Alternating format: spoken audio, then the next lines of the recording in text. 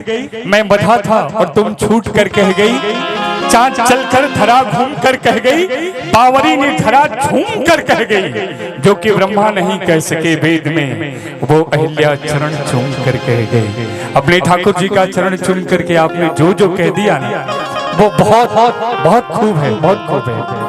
आभार, आपने इतना खूबसूरत प्रस्तुति दिया। और मैं चाहता हूं कि इस मंच पर गोपीनाथ पीजी कॉलेज के आदरणीय प्रबंधक महोदय श्री शिवम त्रिपाठी जी और श्री प्रभाकर पांडे जी कृपया कष्ट करके मंच पे आ जाएं, ताकि मनोहर सिंह और अलका सिंह पहाड़िया का सम्मान के लिए सम्मान और प्यार। ये गाना जो मेरा, ये भी गीत आपने सुना होगा, खास करके ये जो चाची माताएं हैं इनको ये बहुत पसंद आएगा। आपके भी घर में बेटी है, आपके भी घर में माँ है, तो आपको भी अच्छा लगेगा। जाते जाते ये मेरा थोड़ा सा मैं आप सभी को सुनाना चाहूंगी।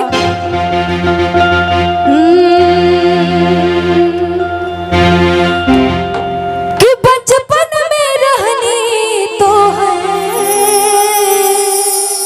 कि गोदी के खिलौना,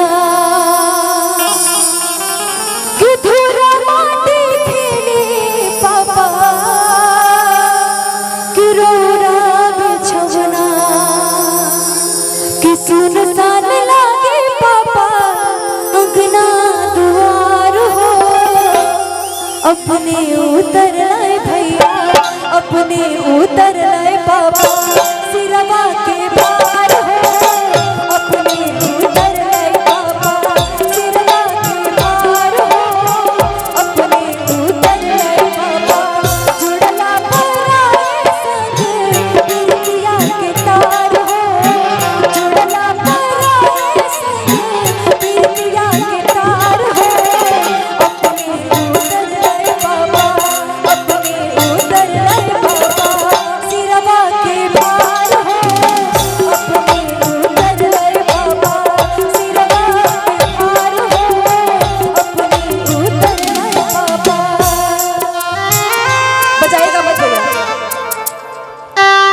इसका बहुत ही खूबसूरत एक जो लाइन है।